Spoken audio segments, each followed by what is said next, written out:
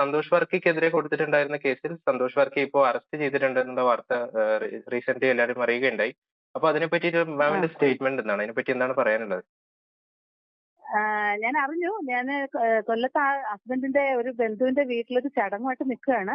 അപ്പൊ എന്നെ പലരും ഫോണിലൂടെ ഇങ്ങനെ അറിയിച്ചതാണ്. താങ്കളും എന്നെ ഇപ്പൊ വിളിച്ചു പറയുന്നു. ഞാൻ അറിഞ്ഞിട്ടേ ഉള്ളൂ.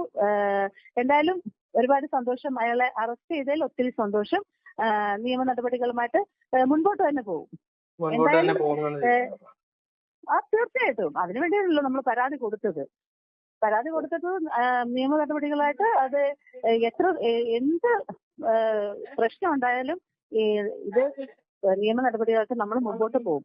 പിന്നെ ഇത് നമ്മുടെ നടിമാരെ അപകീർത്തിപ്പെടുത്തുന്ന തരത്തിലുള്ള വാർത്തകൾ കൊടുക്കുന്ന ഈ വ്യക്തിയും ഇതുപോലെ ഒരുപാട് വ്യക്തികളുണ്ട്. അപ്പോ അവർക്കും കൂടെയുള്ള ഒരു മുന്നറിയിപ്പാണിത്.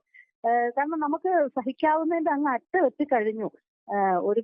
എന്ത് പ്രശ്നം ഉണ്ടെങ്കിലും നടിമാര് അങ്ങനെയാണ്, നടിമാർ ഇങ്ങനെയാണെന്ന് പറഞ്ഞ് നടിമാരെ മോശപ്പെടുത്തിക്കൊണ്ടുള്ള ഒരു പ്രവണത ഉണ്ടല്ലോ. യൂട്യൂബിൽ അത് വെച്ച് പൈസ ഉണ്ടാക്കുകയാണ്.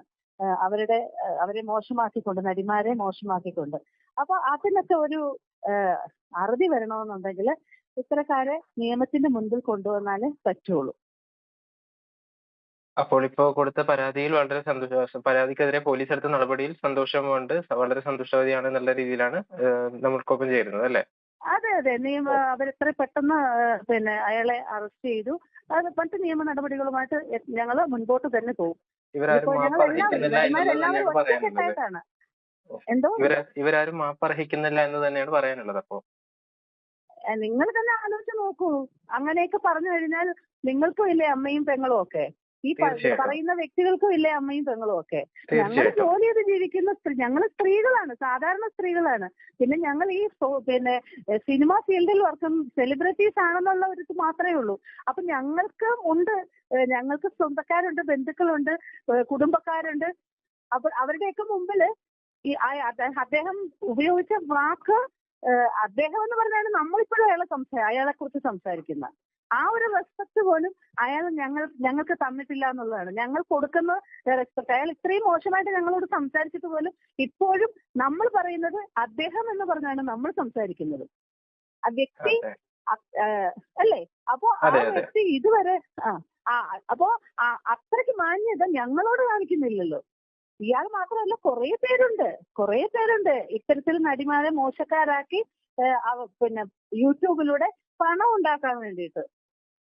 ഇതുപോലെ കുറച്ച് പേരുണ്ടെന്ന് പറയുന്നതിൽ മറ്റാരുടെയെങ്കിലും പേര് വ്യക്തമാക്കാമോ? എനിക്കറിയില്ല. അവരുടെ ഒന്നും പേരൊന്നും എനിക്കറിയില്ല.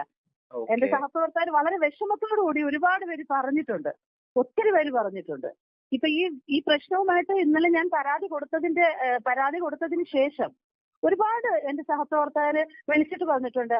ഓരോ പേര് എനിക്ക് സത്യം പറഞ്ഞ ആ പേരൊന്നും എനിക്കറിയില്ല. ഉണ്ട്, ആൾക്കാരുണ്ട്.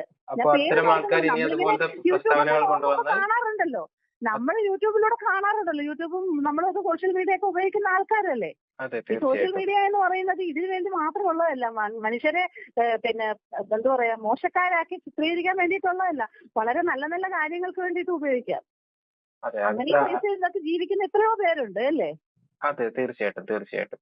അപ്പൊ മറ്റൊരാൾ ഇതുപോലത്തെ ഒരു സ്റ്റേറ്റ്മെന്റ് ആയിട്ട് വന്നു കഴിഞ്ഞാൽ അവർക്കെതിരെയും തീർച്ചയായിട്ടും പോരാടുന്നത് തന്നെയാണ് പറയാനുള്ളത്.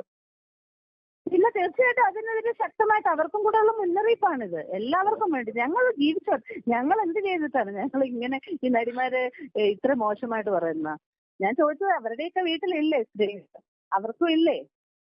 അപ്പൊ ഞങ്ങളും അതുപോലുള്ള സ്ത്രീകളല്ലേ?